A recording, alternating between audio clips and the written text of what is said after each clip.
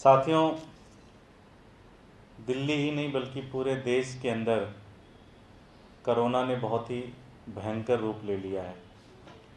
आप लोग देख रहे होंगे कि लगातार अस्पतालों के ऊपर भीड़ है, लगातार कोविड सेंटर के ऊपर भीड़ है, लगातार लोग परेशान हैं, लोग टेस्टिंग कराने के लिए परेशान हैं, हर जगह भीड़ है। दिल्ली सरकार लगातार कोशिश कर रही है कि ज़्यादा से ज़्यादा ऑक्सीजन बेड उपलब्ध कराकर लोगों की जान बचाई जाए। लेकिन इस पूरे कोविड काल में वो लोग जो हमारी रक्षा कर रहे हैं, जो लोग हमारे लिए अपनी जान की बाजी लगा रहे हैं,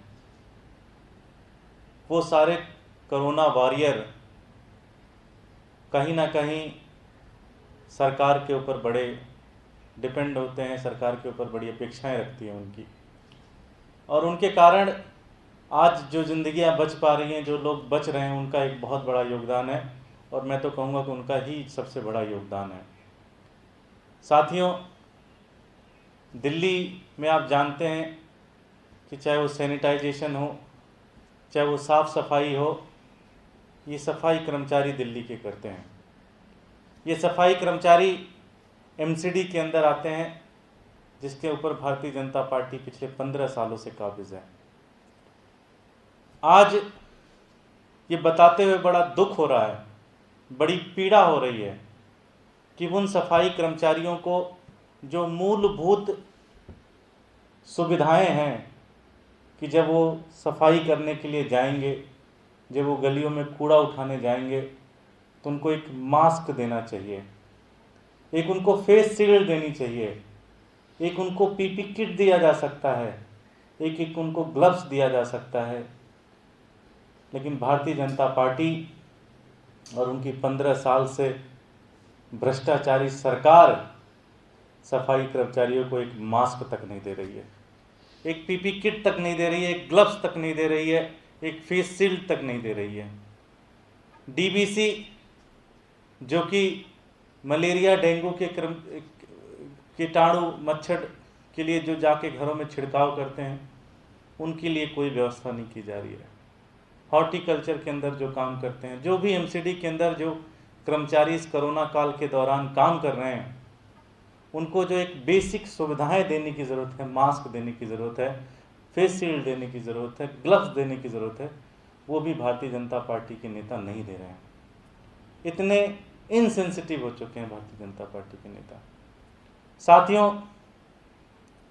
जब डॉक्टर्स और नर्सेज जब कोरोना के अंदर काम करते हैं तो 14 दिन के अंदर उनकी रिप्लेसमेंट होती है, और 14 दिन के लिए उनको किसी होटल में, किसी सेंटर में उनको रखा जाता है, जहाँ पे वो फिर से अपने आप को ठीक कर सके, रिनोवेट करके फिर से आ सकें।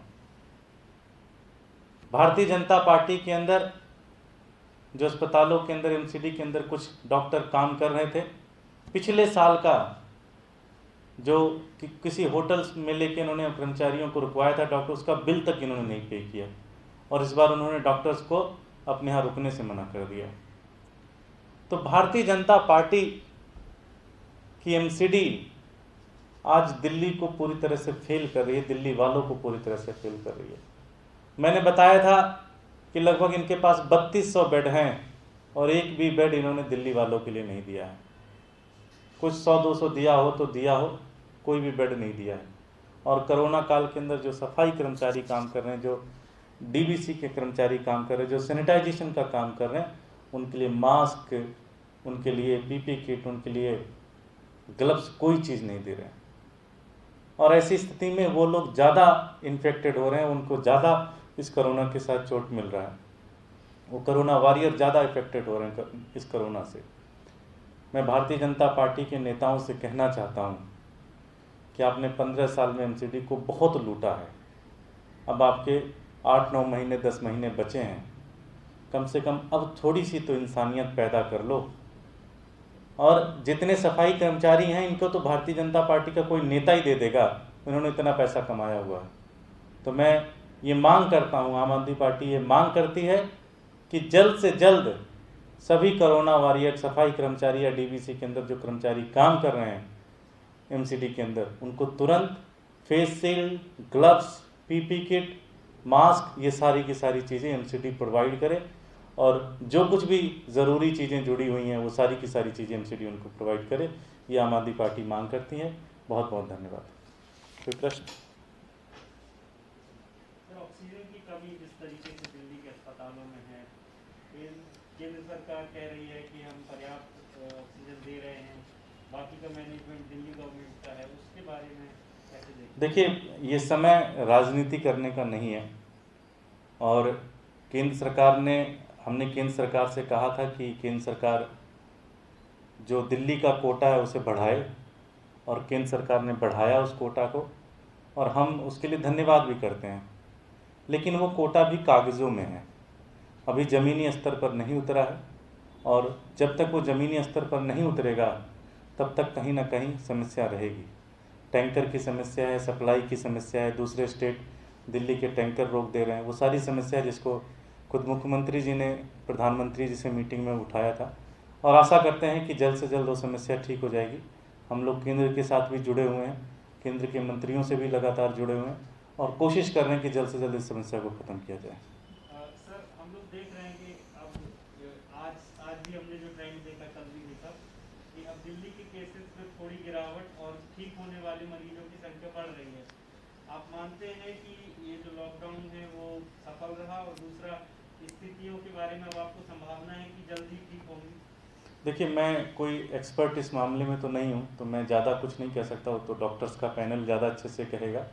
लेकिन यह है कि ज़रूर लॉकडाउन लगाने का फ़ायदा मिला है, ज़रूर लॉकडाउन से केसेस कम होने स्टार्ट हुए हैं। और दिल्ली की जनता ने जिस तरह से लॉकडाउन का फ़ायदा, जिस तरह से लॉकडाउन का सहयोग किया है, और मुझे पूरा भरोसा है कि जिस तरह से हमने कोरोना के पहले वेव को सब लोगों ने मिलकर लड़ा था और जीते थे, आशा करते हैं कि ये जो दूसरा वेव है, जो कि थोड़ा ज़्यादा खतरनाक है, ज़्यादा डेंजरस है, उसमें भी जीतेंगे। मैं आपके माध्यम से दिल्ली की जनता को भी ये विनती करूंगा कि कोशिश करें कि सोशल डिस्टेंसिंग का करें, मास्क लगातार पहन के रखें, हाथ को सैनिटाइज करें, और कम से कम बाहर निकलें। और मान लीजिए किसी को भी कोरोना होता है तो तुरंत अस्पताल जाने की कोशिश ना करें। एक ऑक्सीमीटर ले लें, उस ऑक्सीमीटर से लगातार ऑक्सीजन चेक करते रहें। जब ऑक्सीजन की कमी आपको महसूस करें तो डॉक्टर से संपर्क करके फिर ही किसी अस्पताल की तरफ जाएं, क्योंकि अस्पतालों में भी मारामारी बहुत ज़्यादा चल रही है, अस्पतालों में भी स्थिति भीड़ लगी हुई है। लेकिन फिर भी कोशिश हमारी ये है कि कोई भी व्यक्ति बिना इलाज, हर व्यक्ति का इलाज संभव हो सके।